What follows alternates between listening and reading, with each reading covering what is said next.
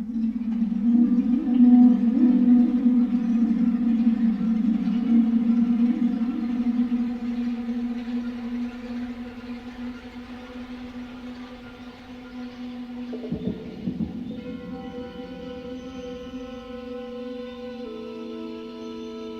hello everybody, and welcome to a brand new episode of the Story to Screen podcast, the movie podcast where we review all different kinds of movies, new and old. I am your host, Chris, and joining me tonight are my very good hosts of all time, the best hosts, co-hosts, I should say, of all time, Benjamin Curley and the delightful Ian Moffat. Yo. Good evening, gentlemen. And good evening, gentlemen. Actually, let me do this. Good evening, gentlemen. And welcome to the Story to Screens movie review podcast's horror movie specials. 1, 2, 3, 4. No, that's the wrong Dracula. No, anyway, audiences, welcome to our, for the month of October, we're gonna be reviewing some scary movies this month. Dun, dun, dun. Dun, dun, dun, dun, dun, dun. Tonight's movie review that we'll be kicking off the series is Ridley Scott's Alien from 1979. So, guys, real quickly, are you guys a big horror movie fans? That's something we've never done on the show before, is talk about some horror movies. Are any of you big horror fans?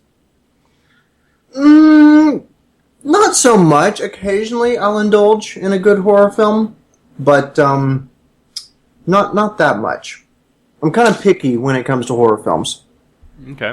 Yeah, same here. Like I like thrillers for sure. Yeah. A good thriller is just, you know, when you're in the mood, it's a great movie to watch. But like horror, not always. Mm-hmm. Yeah. Yeah. Do you think, just from your personal opinion, do you think the horror genre is kind of just a flat genre that has nothing new to offer? Well, it's got a guaranteed audience every time. It's got this niche that, so it's never really, you're never really going to have, because of that, you're never really going to have this, you know, this Academy Award horror film. It's just not going to happen. Well, Silence of the Lambs is kind of considered by many kind of a horror film, but it's more I'd still throw that more toward thriller, though, honestly. It's psychological thriller horror. I mean, the only horror element is Hannibal Lecter and his whole schemes and all that stuff and what he does, but there's not really... I mean, well, it takes us back to, how do we define a horror versus a thriller? You know? Yeah, I mean, if you're talking like blood and guts versus just edge of your seat suspense, then the blood and guts doesn't really make it out into mainstream reward ceremony kind of thing, just because of what it is. But yeah, like Benjamin said, it's got the whole horror genre, whether you include thrillers or blood and guts in that. It's got a very, very dedicated and loyal fan base. So it's, yeah. It may never see an Oscar, but...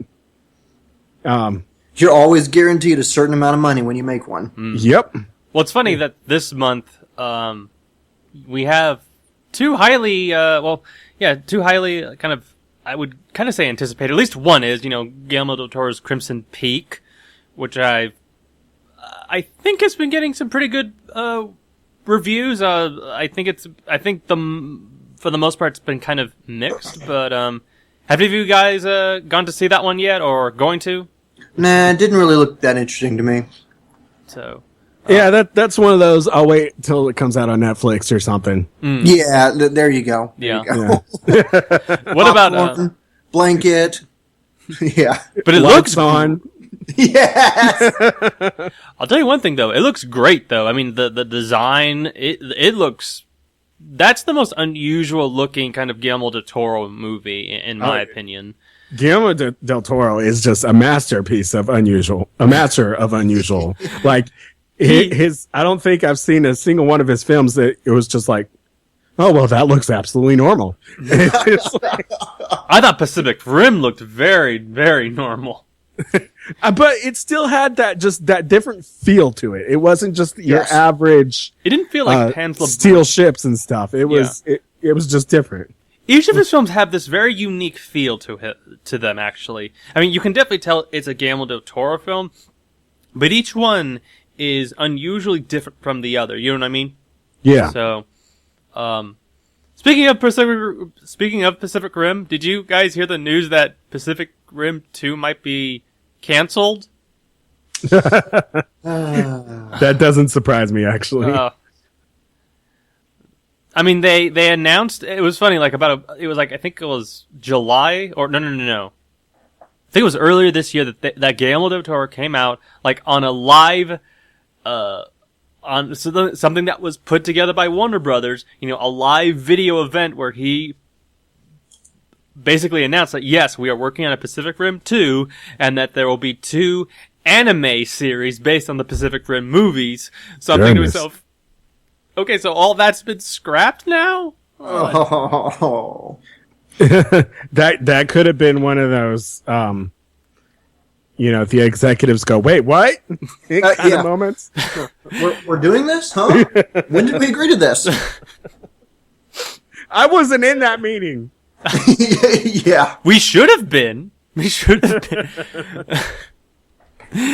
Anyway, and then the other one that's coming out later this month is Paranormal Activity 5. I'm sorry. I laughed. Hang on. Speaking of this month, I need to get this in at the beginning of the podcast here. Heads up, everybody. This Monday, what is that going to be? The 19th? Yes, 19th.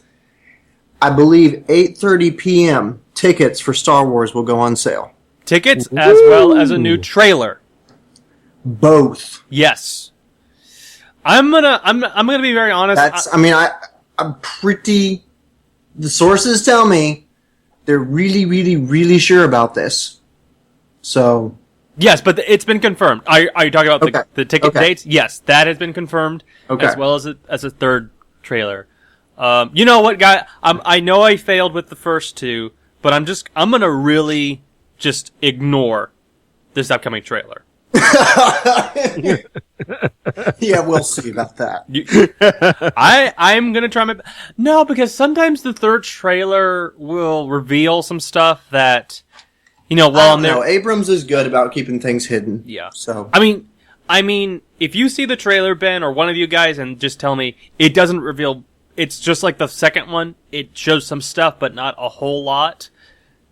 Then maybe I'll give it a watch. But for the most part, I want to try to ignore. I want to try to ignore as much of it as much of Star Wars 7 as much as possible, because there's some things that I have heard that I kind of have an idea what this third or what the new one's gonna be, and I'm kind of like I don't want to know anything else, Mm-hmm. So I'm just trying to ignore as much as I can. But yes. So yeah, that they announced that, as well as a 6-part Star Wars movie marathon at all AMC movie theaters. So who's going to that? I don't think I'm going to have time for that. Yeah, that's asking a bit too much.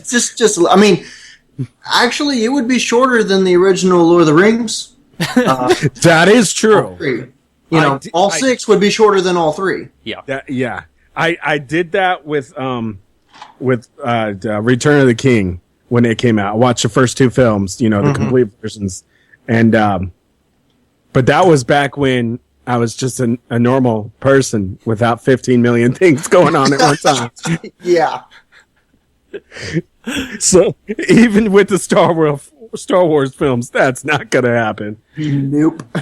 Anyway, guys, I will invite you, all of you, to my house, including you, Joshua, if you listen to this. So if you listen to this, this is your exclusive ticket. Hey, shout out to you. Yes, a big shout out to you. Special. And if you listen to the entire episode, Joshua, and you send me a special request saying, hey, I listened to the Alien episode, and and That's heard 1-800-55 yes, and Call now. yes, and if you send me the Facebook message, you will get an exclusive ticket to the Chris Reyes presentation of all 6 Star Wars movies.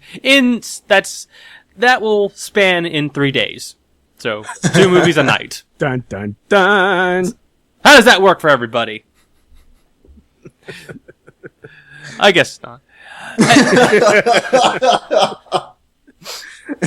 Hey, I'm opening up my house to you guys. Don't tell me. It's because I live far, right?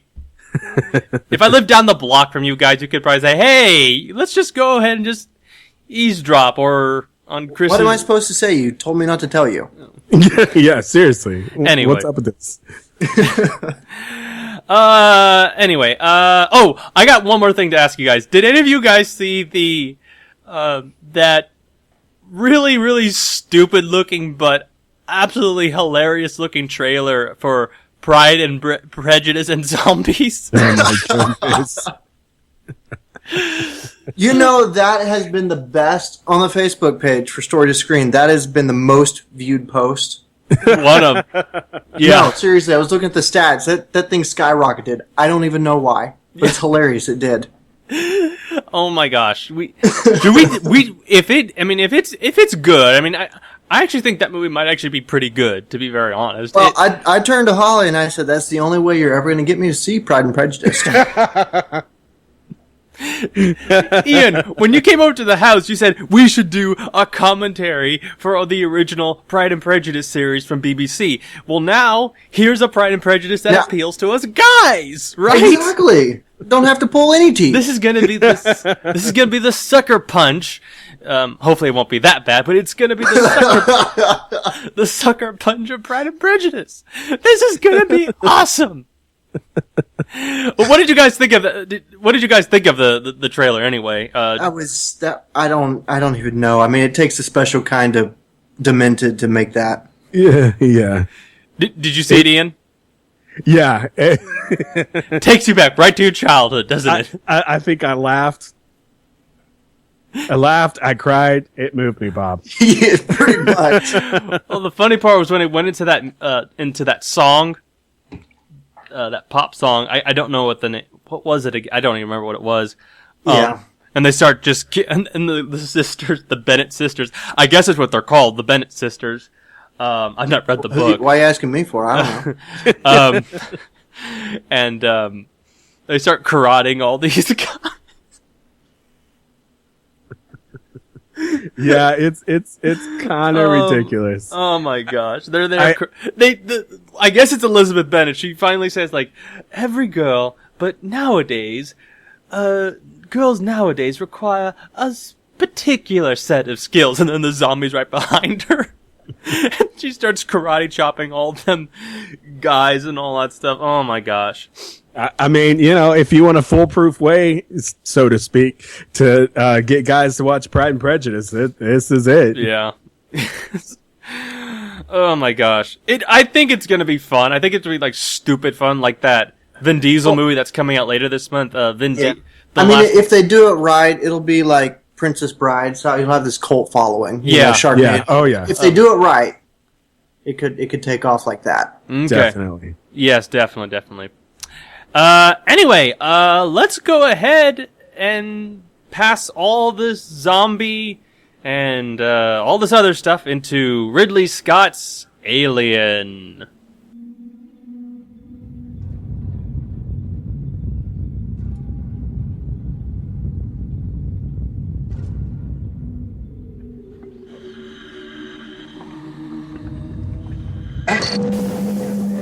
Can you see this? I've never seen anything like it.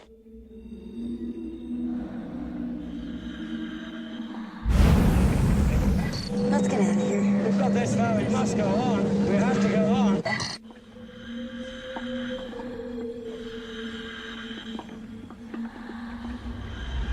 Wait a minute, this movement seems to have life.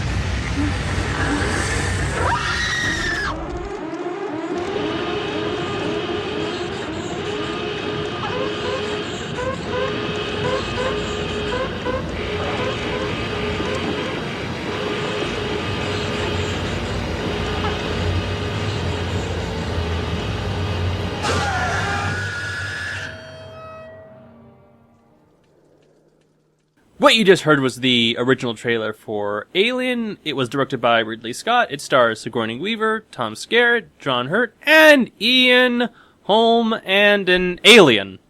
A guy in an alien suit. Anyway, so this is the first part of our horror movie series that we'll be doing. I should say more so a monster movie. We'll be doing the original King Kong, Jaws, and maybe one more, depending if things work out. But anyway, Ben, this is a movie that you've seen quite a bit of, haven't you? Alien? Yeah, I've seen it multiple times. What are your impressions of, and what has been your relationship with Alien? And maybe you can talk a little bit about your relationship with the Alien franchise as well. Mm-hmm. I have not seen all of the Alien films. I've seen, I'm trying to think now. I believe only 1 and 2, actually, and then Prometheus. That's all you need to see. Well, besides Prometheus. Yeah, 1 and 2 about the only good ones from what I've heard. No, I watched this years ago. Picked it up on a. It was just one of those classic sci-fi movies. Triple pack at Walmart. Picked up, said, you know what? Why not? Supposedly a classic. I should see it. Watched it. Really loved it. I mean, it was scary, but a good kind of scary. It wasn't stupid scary. It was like really scary. Loved it. And I love the miniature work that the Ridley Scott did for the visuals. And no, it really still holds up against modern filmmaking techniques. Story-wise and everything. It's really good. Where would you think this kind of... Well, I'll ask you this, both of you, this question a little later. But, Ian, isn't this your first time watching Alien? This is my first time watching it all the way through. Okay, what did you think of it? It was terrible. No, I mean, pretty much everything Benjamin said, and just like, I just love watching these classic films that just put a lot of modern films with all the digital effects and stuff to absolute shame. Mm-hmm. And that's definitely what Alien does. And I love when, Ridley Scott is a good storyteller anyway. I'm always big on the story. And this is just a masterpiece of storytelling. Like again, it comes back to that, to have a good thriller, you have to know how to use silence. Yes. And it's the silence with those subtle clicks or drips in the background that just ramp the suspense up to 11. And it's done so masterfully in this film. And I think this is probably at least in my top 20 now. Mm-hmm. Now that you've finally seen it, okay. Yeah. Yeah. And then the cinematography too. I mean, it's like there's some really long shots in there, long takes and other stuff, and it just keeps you right on the edge of your seat the whole time. Mm-hmm. It's like, where is it? Is it behind them? Is it behind the camera? Is it? Where's it coming from? And yeah. It's not that. What was that one film? I saw that. I actually laughed through most of it. Oh yeah, I Know What You Did Last Summer. I laughed through most of that film because it's just like, who actually does that? But in this, it's like, I can actually see a lot of it's fairly, as far as films go, realistic, and it's like, it's believable. Like, these people aren't just bumbling idiots. Exactly. It's like they have a very solid reason for why they are running to a certain hallway or trying to fight it or whatever. It's not, it's not just, oh, I dropped my phone in the toilet and flushed it all in the same time. I'm so blind. Oh, he's going to kill me. This is, I'll be very honest with you guys. I'm not like what you would call like the biggest Alien fan either. My relationship is basically, I've seen this one. I've seen the really good, Aliens, and then, which is, if you want like a big action movie, which it's funny watching those two films back to back, and how, artistically and just story wise, how different they really are. I mean, this one's just a straight up like kind of Hitchcock type of thriller, in a way. The other one's just this big, massive, just action packed. Well, it's kind of like Starship Troopers. Yeah, yeah. Better, but more action. More action. There we go. More action, more realistic action. Starship Troopers, but with real acting.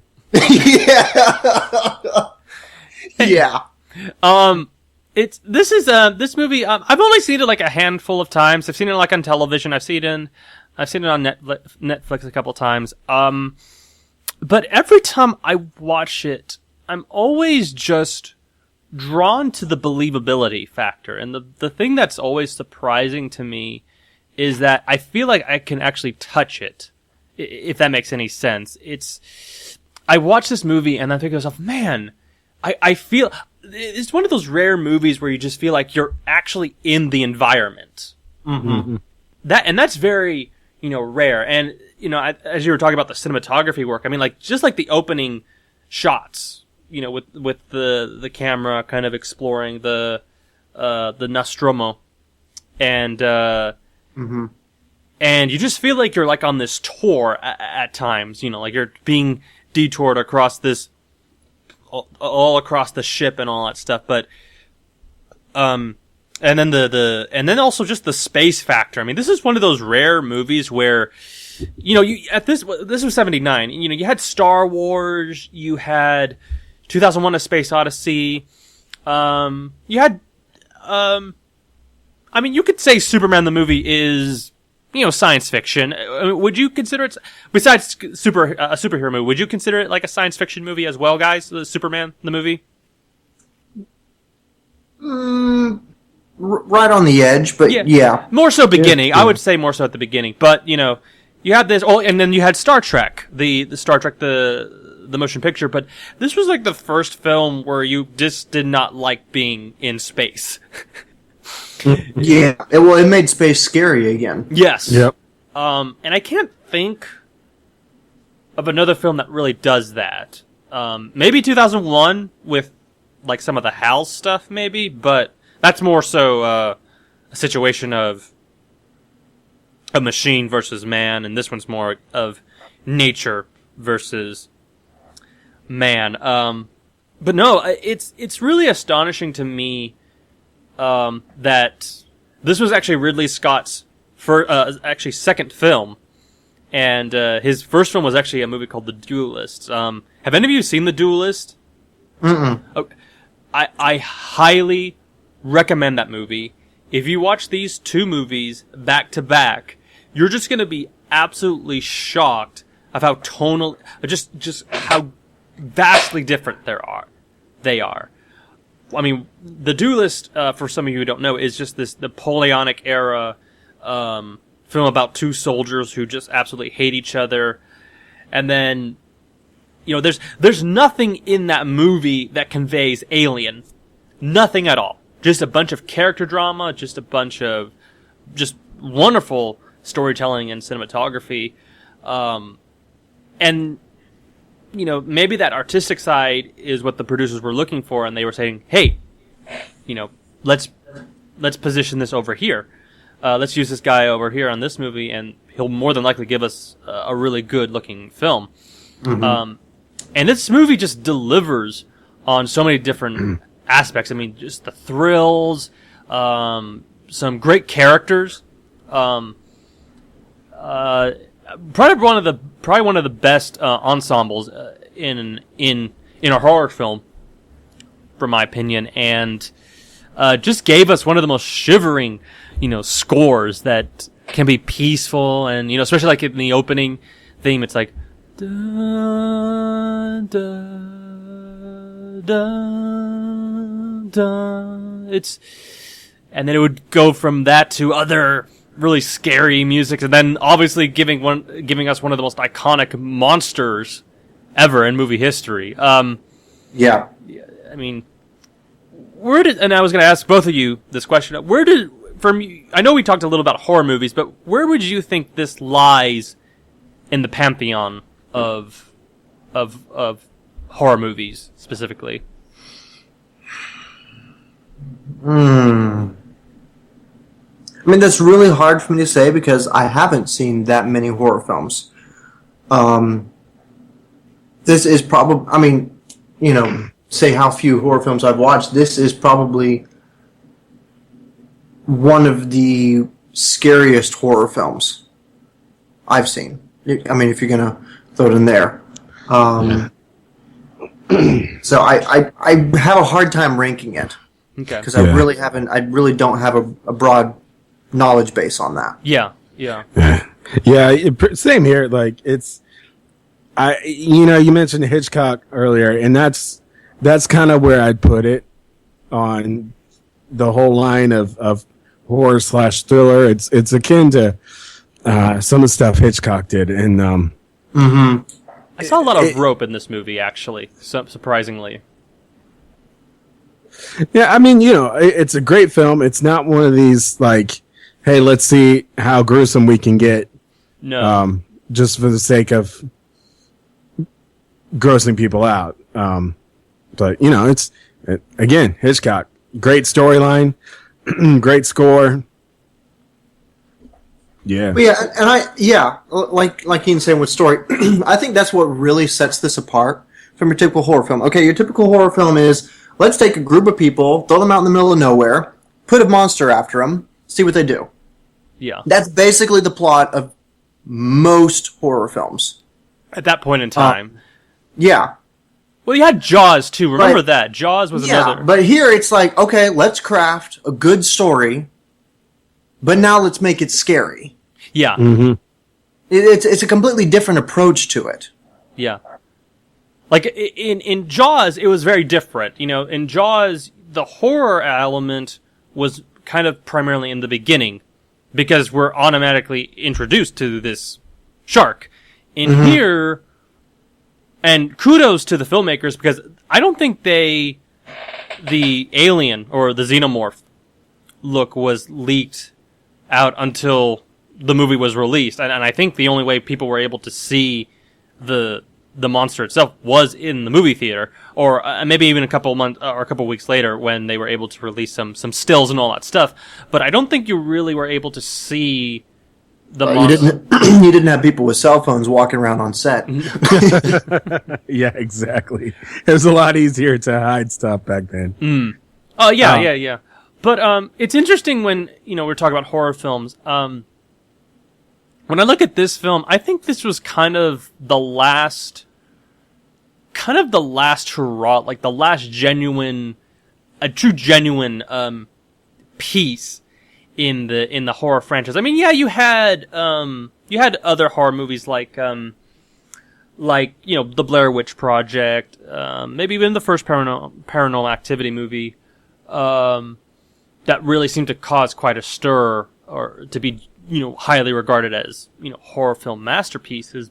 But this one, I think, was kind of this last genuine attempt to do something that's genuinely scary. I felt like. I mean, Aliens. I mean, Ben, would you consider Aliens a horror film as well, or would you kind of consider that more of a thriller, an action thriller? It's got enough story and genuine thought put into it that I would really be tempted to throw it into thriller, sci-fi thriller. Aliens? Okay, the sequel? Aliens? Oh, yeah. Yeah, no, I probably wouldn't throw that into thriller at all. I'd probably just throw that into sci-fi action. Yeah, that's what I'm trying to say. Because, I mean, there's some scary moments in Aliens, don't get me wrong. But this one, I just think, you're just... the thing about this one is that you're in this, like, claustrophobic environment, and you just don't feel like you can move that much without feeling like, where is it? Is it on top of the ceiling? Is it behind the corner? I mean, where is it? Yeah. That's the scary part. And do you remember that one scene with what was his with Brett, one of the mechanics?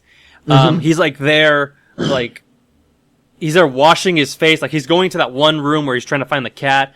he takes his hat off and he's letting the water just run down its face. I know that scene where that scene leads to later, but I actually thought at first that the guy was gonna get acid dropped on his face. I mean, that's how intense the situation. Oh yeah. You're spending every second guessing. Okay, how's this guy gonna die? Where's it gonna come from? Yeah, and I thought that's how he was gonna die. By acid. But were there any particular moments that just really stood out to you that really just made you jump in your seat, guys? Well, it takes a lot to give me a good jump scare. But I mean, like that part was actually, I don't know, that gave me the creeps, definitely. Mm-hmm. But a lot of those, I don't know, I'd say probably towards the end. Okay. When it looks like she's free and clear. Oh yeah. That was a good moment. Mm-hmm. You couldn't have ended the movie with her just flying away from the other ship saying, okay, and the alien's defeated by then. No, you had to have like kind of one final last minute kind of defense. Well, exactly. And that's what, again, there were points that could have been jump scares, but it was more just the constant increasing suspense throughout the whole film. Yeah. That leading up to that final scene that really made it good. Mm. Yeah. And then there's that one, oh dude, I mean, I guess we'll go ahead and talk about it, but the chest burster. Oh gosh. Apparently, what's his face? The actor who John played Hurt. King. He was the only one that knew that it was gonna look like that. So, everybody's reactions are completely genuine. Yes. Yes. I think that makes that scene just that much better. Yeah. Seriously. Yeah, and the funny part was that they only had a limited amount of time to shoot that scene. Mm-hmm. So they actually set up like 3 cameras in, across the room. But yeah, I mean, that scene, even when I just watch it on YouTube, like, hey, you know what? I want to watch the chest burster scene real quickly. I just want to watch that while I'm eating something. Which is always a good moment for it. Yeah. I mean, that is the height of practical effects right there. Oh yeah. Yes. Oh yeah. I mean, it's phenomenal what they're able to do. I mean, Hurt's like, John Hurt was actually like underneath the table, his real body, and then what you see there is just it's just a puppet or something else. Yeah. And then some guy underneath the table just plucked out the thing, but it's the sound effects that they used in that particular moment. Oh my gosh, you're hearing like the snapping of ribs and yeah. Oh my gosh. I mean, just the idea that something like that is dwelling in your chest. It's a very visceral scene. It is. Oh my gosh. And John Hurt, my gosh. I mean, I'm sorry. I'm sure he got bruised maybe just doing a couple scenes where he had to toss back and forth, but oh my gosh. I mean, that's just one of those scary moments. Like, that's probably like one of the top horrifying moments for me in movies. I mean, like I put it in the rank it with like the death of the captain in Jaws. Yeah. Yeah. It's just one of those scenes that you show to your 5-year-old just to scar them for life, just to make sure, to make sure you do your due diligence as a dad, Oh man. Exactly. But yeah, that's. Oh my gosh, we could talk for so many hours about that scene because that scene is like there's like so much to discuss with that scene. But let's talk a little bit about some of the characters. By the way, this was actually Sigourney Weaver's film debut. Are any of you guys big Sigourney Weaver fans? I mean, have you really liked her in other films, or have been kind of? She was great in Galaxy Quest. Oh yeah. I love that movie. I know that sound. That's a bad sound. Yeah. I'm trying to remember what else she's in. More recently, Avatar. Oh my gosh, talk about a hideous CGI creature. When she gets into that Avatar body, oh my gosh, they couldn't even make her look any different. Like, okay, that looks like that's Sigourney Weaver. Yeah, oh yeah. Yeah, that wasn't great. I mean, she did her best, but I liked her in Ghostbusters too, actually. Oh yeah, that's true. Yeah, she was in Ghostbusters. Believe it or not, she was actually in Exodus: Gods and Kings. I just remember that, and she played Ramesses' mother. She has, yeah. Oh my gosh, she has no resemblance whatsoever to her, as an Egyptian or anything like that. I keep forgetting she was in Holes too. Oh, she was? Oh yeah, she was. She was the warden. Okay. Oh, okay. Mm-hmm. Taking a look at some of the stuff that she's done. Vicious. Oh yeah, she did The Year of Living Dangerously with Mel Gibson. That was a good movie, but I don't know. Like, I mean, I think this is a really good performance from her. For me personally, I just have never really bought into her as one of the most beautiful women on the planet. Well, no, I would throw her in there with like a Sandra Bullock, like a really intelligent, smart, skilled actress. Okay. Yeah. Not Bombshell. not the bombshell, style, but of a different breed of actress. Yeah. One that's absolutely worthy of the roles that she gets. Okay. Mm-hmm. And when do you think of her as Ripley specifically? I mean, this is like her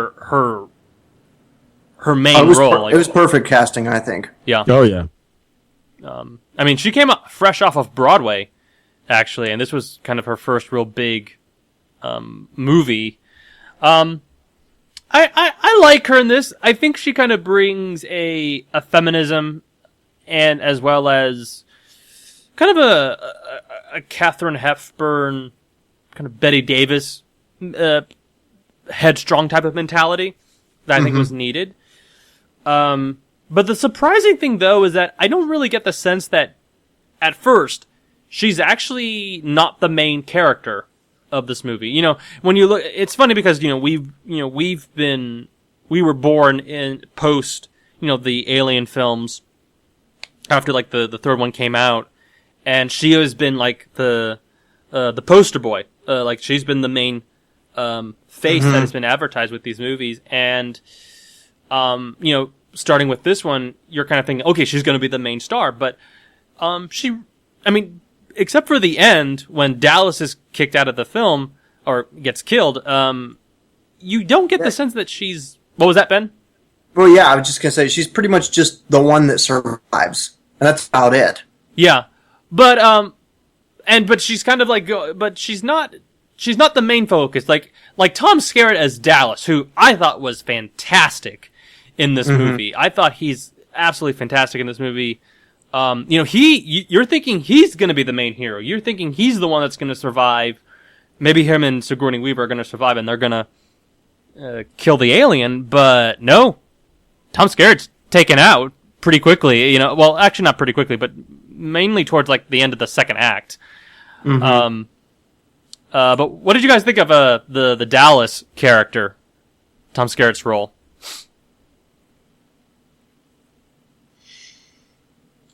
The captain of the ship. yeah, I know. Not much to say. He plays the role really well. It's clear he's definitely a for hire sort of captain. He's like, I own my ship, like a trucker. Yeah. It's like, okay, I own the engine. What I'm hauling behind me, I'm just paid to do. I'm gonna take as much responsibility for it as I can, but at the end of the day, it's someone else's stuff.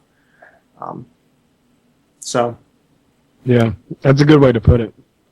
Well, I like it how that he doesn't really put up much of a fight with like Ian Holmes's character Ash in this movie. Like at times, he understands his specific position in the field, so to speak, and he has no interference per se with these other organizations, so to speak, like the science division or something like that. He's only the person that's just hired to do the specific duties, the trucker aspect, so to speak. He's here to load he's the stagecoach driver, and that's the main performance that the stagecoach driver has to perform, drive the truck or drive the stagecoach. But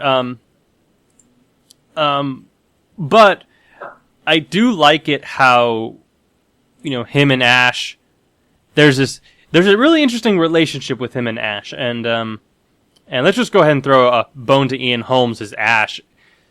That Ian Holmes, you can just tell that he is. I think he's actually one of my favorite things in this movie. And we've obviously know him from much later on with Chariots of Fire and Lord of the Rings, Bilbo Baggins. But what did you guys think of his Ash specifically? Like, it was good, and it brought a gravitas and intensity that none of the other actors really carried. Yeah. And his just menacing persona as we slowly find out what he's really after. It's intense. I like it. Yeah. Yeah, you can tell Ian Holmes really got into the character. And like, some actors, they just kind of put on the persona and then just take it off. And like, he was into it. Like, he was Ash. So it was a fantastic performance by him. And if I hadn't known the big reveal of who he really was beforehand, it probably would have completely caught me off guard. Okay. So you knew that he was a robot prior to watching the film? Yeah, I got a massive spoiler on that like a few months ago. So. Okay. But well, I was just thinking of another actor, another scene. He reminds me of Anthony Hopkins in Silence of the Lambs. Just the seriousness that he brings to the role. Yeah, you don't know what he's thinking. Here's the thing: he has this blank face, but that blank face is saying so much. Exactly. Yes. Yeah. Now, I don't know if you guys want to tie this into Prometheus, but do you think if we're gonna kind of consider Prometheus in the timeline, or let's just say, let's go off what the message. I mean, the distress call that they got from that planet supposedly. Do you think he knew what they were dealing with, or do you think he was going off an assumption of what was possibly going on? Do you think he knew about the xenomorphs and all that stuff, or do you think? I doubt it, but he probably had some programming in him to investigate that at any cost. Yeah. Yeah, I mean, yeah, it was like the directive they got, capture the creature at all costs. I think, that he's just following that order. Yeah. The scary part is that he's actually the embodiment of corporate. And the sad thing about with corporate, is that, just do whatever you can. Get him in at all costs. It doesn't matter. Get this thing in with no matter the cost. I don't think him and the alien would get along very well. I think the alien would kill him. But that is one of the most fascinating characters in the movie, and it's even funny because I do get the sense that he knew that when Kane and Dallas and Lambert went onto that ship, that I think he kind of knew what was going on there. I think maybe, but I think there was some possibility that he knew what was going on there. Because he's acting because you notice, he's acting really calm about the whole situation with Kane and and with the face hugger on top of him, which that's another great scene when the face hugger jumps onto Kane's face. But it's as if he wants, well, of course he wants it to happen, but there's no sympathy. There's nothing there. And when you've seen Aliens, you have Bishop, who's the other another android. There's a much more human element there. Here, he's just a cold-blooded individual that'll do anything just to get whatever he's been ordered to do. Gosh. Is there anything else you guys wanted to say about Ian Holmes' Ash, or the complexity of his character? No, but it's superb. Okay. Yeah, definitely. I'm just trying to think of something else. Oh, what did you guys think? Obviously, one of the most famous monsters in history. I mean, that xenomorph always gave me nightmares as a kid. I mean, I can't. There are times when I might hear a sound behind me, and I'm expecting to see one of those creatures behind me, because that's how creepy they are. Like, that's how they just cement that fearsome image into your mind. I mean, that's just like creepy, and just the process itself of reproduction. That whole undertone that's kind of in the movie, which is kind of a weird thing, but I mean, that's just the funny thing about that creature is that I've seen that creature like in so many other like comic books. I don't know if any of you guys remember this, but back in the early 90s, there was actually a Batman comic, and he actually encountered the xenomorphs. Did any of you guys read that comic book? No, I haven't seen that one. Okay. Yeah, me neither. And even Superman. There's even one with Superman, actually, which was kind of weird. But, I mean, what do you guys think of the xenomorph? Just the alien specifically as a character, and just the design of the character. I think it was brilliantly designed. I mean, and the way they put, it was a bodysuit that they put a guy into, and just the way they elongated certain stuff, so it, was kind of humanoid looking, but not. Yeah. It's just brilliantly designed.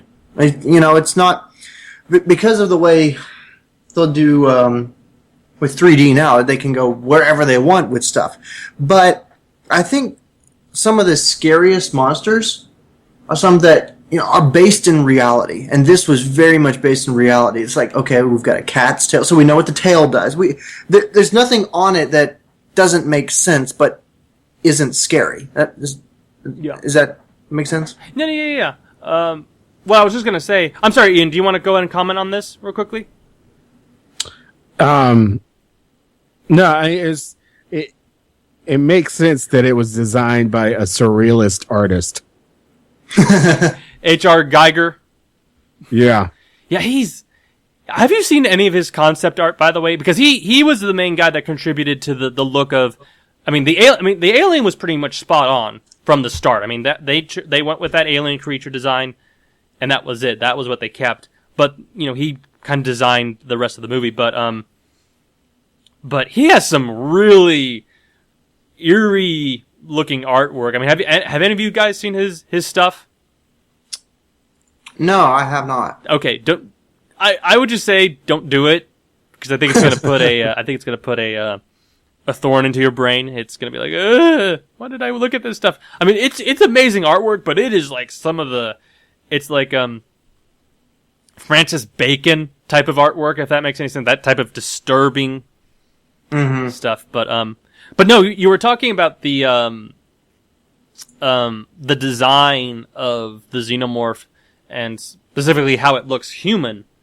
That's actually been part of the genetic process of this character. I don't know if you guys want to get into science, but that's kind of something that's been part of the character trait. Like once it's been impregnated into its host, it's supposedly supposed to physically in some way, shape, or form supposed to resemble that look of which it's been. Okay. So depending upon the alien that it inhabits, it'll come out looking different. Well, is what you're saying. or depending on what it specifically impregnates. You know what I mean? Yes. So it could be a human. That's how you get these xenomorph-looking humanoids, I guess. And I know that with Alien 3 and 4, apparently, they managed to impregnate like some animals. Okay. So, and that's how you were able to. That's how you get the more dog shape and other stuff. Yeah. I don't know if you've seen. Have you seen 3 and 4? I have not. No. Okay. Never gotten around to it, and I don't know if I want to. Okay. I heard 3 is just dark. Like 3 is like super depressing. That's what I've heard about it. But yeah, and there's some weird stuff going on with that egg, and also with the tissue as well, or with like the skin. Now did any of your cuts, the movies that you see, did any of you see what happens to Dallas? Like, does it end with Dallas just supposedly being killed by the alien, or did your versions have the scene where Sigourney Weaver finds Dallas wrapped in a cocoon? No, I have not seen that. That must be an extra thing thrown in later. Okay. That must be the director's cut. That's not what I have. Okay, yeah, the director's cut has there's actually some really good moments, because there's some moments that he manages to intensify a little bit more. There's a lot more intensity. There's he explores a lot more of maybe what's happened to some of the characters. You in one particular scene, they actually find Sigourney Weaver finds Dallas wrapped in a cocoon that, according to Ridley Scott and some of the writers, it's actually beginning to, like, slowly in some weird way kind of like attach himself to him, or almost like in a way devour him, just so that way he can be food process for the alien. But apparently that stuff that he's wrapped in comes from like the alien goo or something like that. It's weird. It's a really weird. So they've got an entire science behind it. Yeah, and you remember like with Prometheus. I mean, I don't know how much you would consider Prometheus canon. Yeah, it doesn't fit very well in my opinion, but maybe. Okay, but like the complicated nature with, if you want to take that into consideration, the kind of complicated genetic stuff that goes on there. So there's some interesting things with that stuff. I'm just trying to think of what else we could talk about. Was there anything that stood out to you, guys, that really impressed you or something? For me, mostly just the visuals and the miniature work. I mean, that was stunning. Yeah. I mean, yeah. Well, you want to go in, like, what were some of your favorite visual effects shots? The ship. I mean, the amount of detail that they put into it, just for the few shots that were there. But oh yeah, that was fantastic. It's like, coming at it now, I know it's miniature, but boy, that thing felt enormous. Like, it almost felt the size of the Death Star. Just the way they scaled it. Yeah. Well, I was going to mention about Ridley Scott. You just mentioned Ridley Scott, but I was going to say, what's something, as a Ridley Scott movie, do you think this is a genuine masterpiece? I mean, like, what have been your impressions of Ridley Scott in the past? This is my primary impression of him. Yeah. Besides Gladiator. Okay. I've seen some other stuff from him, but those two films, they're really the only films that I like from him, honestly. Sure. He is a superb filmmaker. Some of his other stuff, though, it just doesn't interest me as much. Yeah. Go ahead, Ian. I'm sorry. I view him as a really versatile storyteller. Because I don't really like everything he's done. I love Gladiator. I like Black Hawk Down. And I actually like Blade Runner, just mainly because of the ethereal, like just really deep way that he tells that story. Yeah, I'd forgotten about that one. Yeah, and I'm really looking forward to watching The Martian. Have any of you have not seen The Martian yet? Not yet. Oh, I haven't either. dudes, check it out. It is a great movie. Great movie. Go see it. Oh, I can't wait. But yeah, overall, like he's a good storyteller. He's versatile. Not everything he does is just out of this world amazing, but he's solid. He's versatile, and I think this is definitely one of his better ones. He didn't, this may be his masterpiece, really. Okay. Mm-hmm. Yeah, I think I rank this, The Duelist, Gladiator, and Black Hawk Down as his genuine masterpieces, and the rest, there's some good ones. I mean, there's American Gangster. There's some what's another one of his? White Quail or Squale is a pretty good one. I'm not a huge... and that's the thing. I can't think of any major flops of his. Mm-hmm. A Good Year. He's got some that are like really good, and the rest of them are pretty good. Yeah. None that are really bad. I've seen his body of work. There are some that I'm like, okay, I'm not like Thelma and Louise. I'm not a huge fan of that movie, and a lot of people seem to love that movie, and I'm like, I don't get it. These two women are actually stupid. Why don't... Yeah. Sorry, people who like Thelma and Louise. And, what's another film? I think he's one of those guys, at least for me, he benefits from having great screenplays, and if he gets his hands on a great screenplay, and if he can bring his directing talents and making great looking films, and casting fantastic actors, then you got yourself a hit. Like you're gonna be expecting some really great stuff there. But if not, you're gonna get movies like A Good Year, maybe Someone Watch Over Me. Oh my gosh. I'm gonna be kind of honest. I'm not a huge fan of Blade Runner. I think that movie is undeniably beautiful to look at, but I think that screenplay is like paper thin. Sorry if you like Blade Runner people. I'm not a huge fan. It appeals to the film buffs. Oh, I'm sure. I can understand why. Okay. And maybe there's really... I think there's a lot about humanity and what makes a human packed into that film. Yeah. Like there's a lot that's sitting below the surface, and I think that's what makes it a really great film. Exactly. Yeah, it's not one of those instant hit sort of great films, but it's a good, I want to study this film.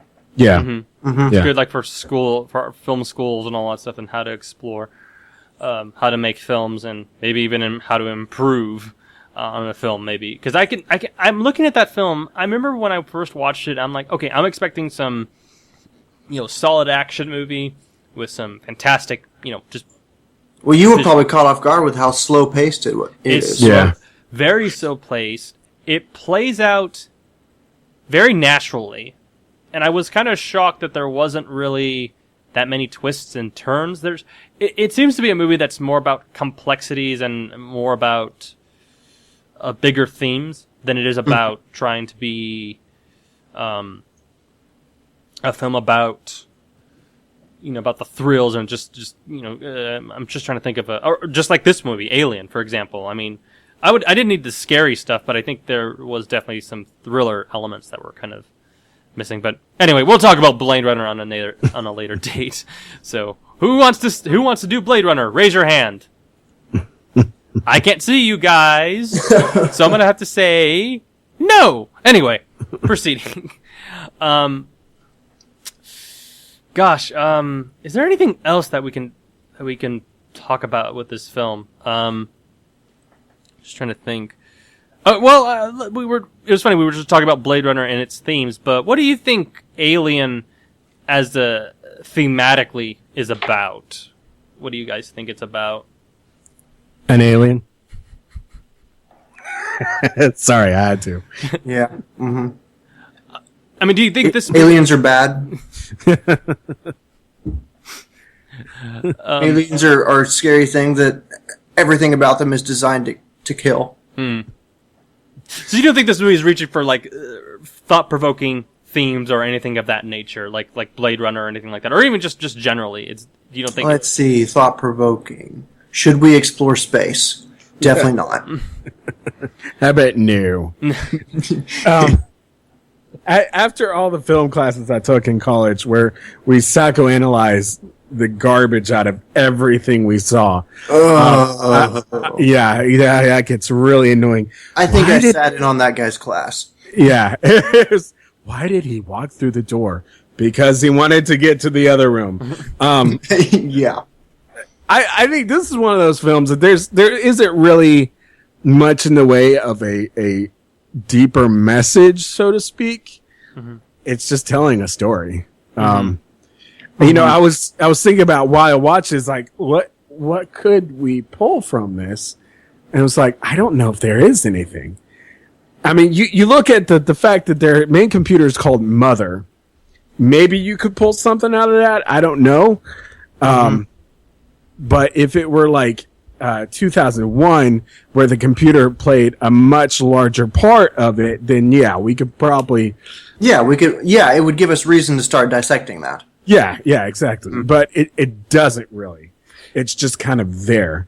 Yeah, about the only overarching theme to think about is corporate. Yeah. Yeah, that's true. Yeah. Well, I was going to ask you guys, do you view this maybe as possibly as an anti-sci-fi film? Not that it hates or it's pro or like it's completely against it, but it's like this is like the complete opposite of what you would expect from a sci-fi film. In this case, you have 2001: A Space Odyssey, a debatably, well, besides the evolution aspect, a debatably realistic look at what space travel is and a possible look at future technology. Mm-hmm. Star Wars is the future, is a fantasy drama, is a fantasy sci-fi drama. Let me think of what other... Well, yeah, I see what you mean. Whereas this film, it really doesn't have that much to do with space. It just happens to be set in space. Yeah. It's all this crazy stuff happening, but, well, and then Star Trek. I mean, Star Trek in the 70s was pretty mm-hmm. massive, and it was a series about exploration. In my opinion, this is kind of the anti-Star Trek. Yeah. That's what I was going to say there. Yeah, I mean, you could pull this same story off, say, in a boat. You could. This is Lifeboat in a way. Yeah. It wouldn't be quite as thrilling. There's certain elements of it that make it a lot scarier because it is space, because there's that unknown factor and that no one can get to me in time factor. But no, it's not really sci-fi in that sense. No. And another thing too is that it's the most plausible, not with the exception of the Alien, unless there's aliens out there harvesting eggs, waiting to jump on us in the middle of the night just so that we can burst some aliens out of our chest. But this movie, the marvels of evolution. This movie does have a certain reality to it. Like, you could actually see this stuff happening, with the exception of the alien happening. You know what I mean? Like, like the spacecraft. That feels plausible. You see the ship traveling, and even during the movie, they even talk about we're 10 months away from home. There's still kind of an organic feel to it and a reality to it that makes it feel like, okay, I could actually see this happening in the future. There's no warp speed. None of that stuff is in here. Yeah, absolutely. Mm-hmm. None of that stuff is in here. Yeah, it's that whole suspension of disbelief thing. Like, when you're watching a film, you can't, depending on what it is, you can't expect everything to be perfectly realistic. You know, it's like watching films like there's no way he could ever jump that high. It's like, dude, we're watching a film about talking animals. Like, I don't know what your expectations here are, but, Go watch Babe for talking animals. Or Winnie the Pooh. yeah. I mean, it's like you get to that point where the suspension of disbelief just becomes too much, and you don't reach that in Alien. No. Another weird thing too is that this movie is violent, but it's not. Here's one thing that's funny. Ridley Scott, when he was making this movie, was specifically influenced by 2001: A Space Odyssey and Texas Chainsaw Massacre.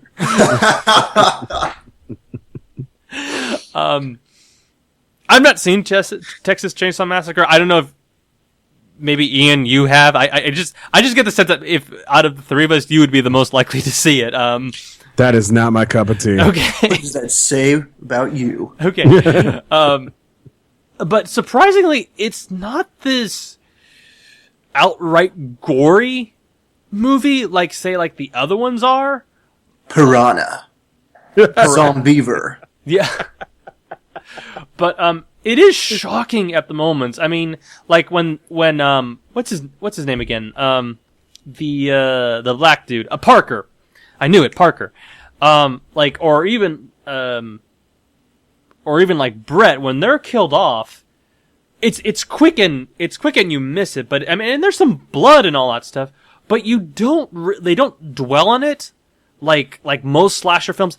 Well, it's almost a Lord of the Rings sort of, whoa, they just got beheaded. Yeah. Blink, you miss it, but... Yeah. I mean, it goes back to that old reveal and conceal thing. Like, how much are you willing to reveal for the sake of the story? How much do you need to conceal for the sake of the story? And again, Ridley Scott did a great job of a fine balance between that. And that really aided in the suspense of the film, really. Yeah. Because, I mean, like you were saying, like there are other films in which it's all about the reveal. It's all about the spectacle. And you don't really get anything from that aside from the wow or gag factor. Sharknado. Exactly. This film balances the reveal and conceal, thing like really well, and I think that helps. Like, you don't want to, if you show every single hit and kill and gory detail, like how much is that going to help the actual story? Mm-hmm. I think it would just been too much, and I don't know. Actually, it was funny. I was looking right here, trying to figure out what came first, this or Friday Chicken the 13th, or the egg. Nightmare on Elm Street. Oh my gosh, they're making another Friday the 13th for 2017. Gritty reboots, man. Oh my gosh. Anyway, I was just looking this up here. I thought maybe Friday the 13th and Nightmare on Elm Street came first, or one or the other came first. But apparently these movies actually came a couple years after this one. And I'm kind of thinking to myself if this movie may have had an impact in terms of the horror genre. If this really kind of had an impact of like, okay, we need to do the slasher movies, or, that type of, just those type of films. Okay, so Nightmare on Elm Street came out in 1984. Friday the 13th came out in 1980.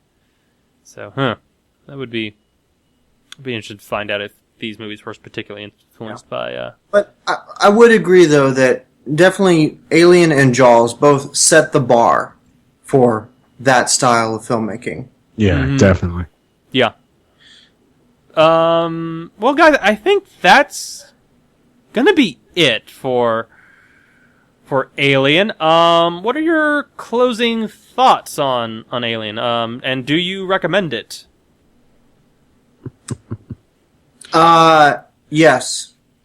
Love it. It's definitely a film that it's one of those films that I make sure that I have on my shelf. That's one of those films that, when the technology changes and we move from Blu-ray over to who knows what's next, that's one of those films that I'm going to have a physical copy of because it's one of those that I consider really good.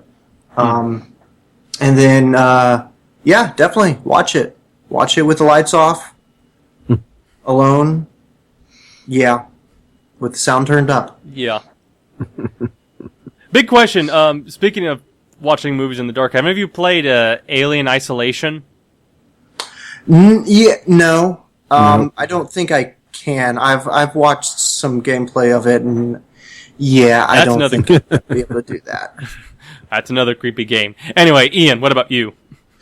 Yeah, this is a classic film that, you know, for anyone who enjoys films, you gotta watch this. Definitely, obviously, not for the whole family, but yeah, no, it's definitely a good one to crank up the sound and watch on a night off kind of thing. When nobody's around, maybe you can have some friends over. You can kind of tolerate this type of film, but I would not the ones who talk during the movie. No, absolutely not, and definitely not the ones who've seen it before and might have a tendency to grab you. Yes, you know, during the scary moments. Exactly. Definitely don't want that friend on this one. No, they might end up dead. Yes. One more thing. Actually, I just forgot. One more thing. Apparently, there's going to be a fifth Alien film, and it's going to be directed by Neil Blomkamp, the director behind District 9, Chappie, and Elysium.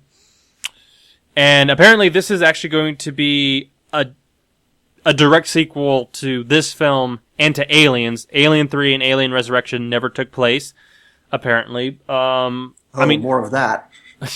Hooray. I mean, what do you guys think of Neil Blomkamp doing a movie in this universe?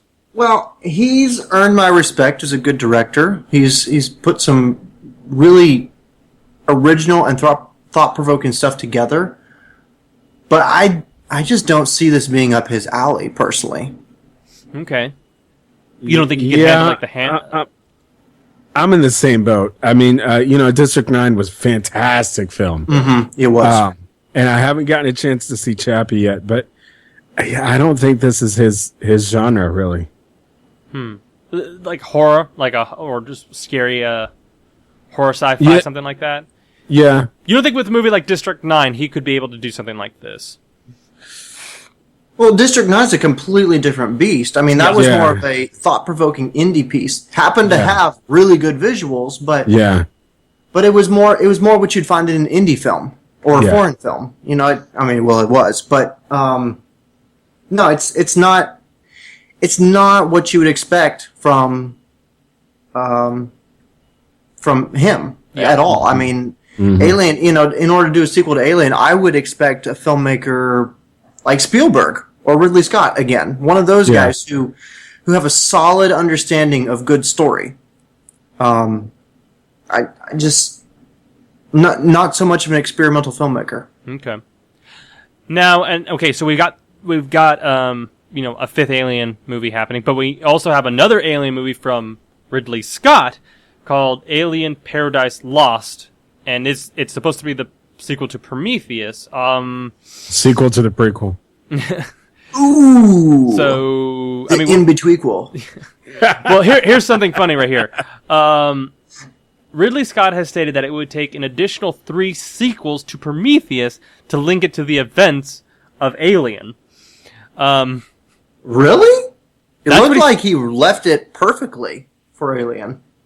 Or at least as perfectly as it could be. Actually, no. I've looked up online and I've asked some people about there was some definite stuff in there that doesn't really line up with the Alien. You know what? I could see that now. I'm thinking about it. There was definitely some things, some major loose ends that needed to be wrapped up in order for it to fit into Alien. So yeah, okay, I could see that now. Problem was Damon Lindelof. I'm just saying Lindelof is to blame for that clumsy script. So anyway, are you guys kind of excited about him possibly? I mean, with this officially confirmed to be a genuine Alien film, I mean, do you guys think Ridley Scott has what it takes to do? I mean, after a movie like The Martian, I mean, I know you guys have not seen The Martian yet, which I highly recommend you do.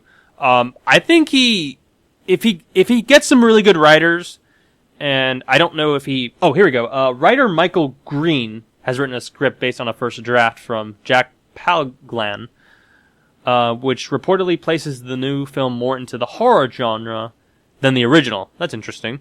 I'm just reading this off of Wikipedia right now, so... Well, I'm optimistic. I mean, after Prometheus, I think he knows that didn't do so well. I think he's going to get back to what it made Alien good. He probably said, Damon Lindelof, I don't want you here anymore, and I don't really like your writing anymore. After watching a movie like Tomorrowland, I don't want you here anymore. See, I'm gonna point the finger towards Damon Lindelof and say it's his fault that Tron 3 has been canceled, because he had the gall to ruin Tomorrowland, and that Disney will not dare take on another live-action original sci-fi movie. I think it's. I don't know. I really want to slap whoever let Tomorrowland out. I mean, they really should have seen Damon Lindelof. I'm telling you. I actually sent him a tweet the other day saying, "Thank you very much, Damon Lindelof, because it's your fault that Tron 3 was canceled because Tomorrowland sucked." Anyway, sorry, people. I really don't encourage you to do that on Twitter. But it's funny. It's fun. And it's fun for all of 3 seconds. Yes. Anyway, I'm sorry, Ian.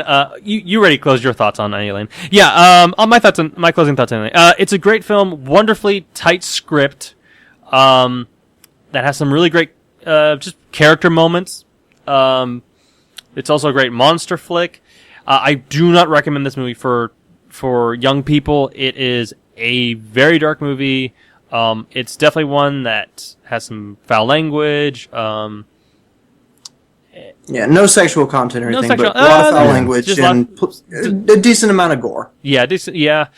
So do not watch this. I really would not recommend this movie for my type of audience. Sorry, homeschool families out there. Don't recommend it. Unless you just want. Once you're out of your parents' house, unless you want to explore yeah. As soon as you get your own apartment. As soon as you want to that's exactly it. And watch the director's cut. Very good stuff there. Anyway. Break in the new apartment.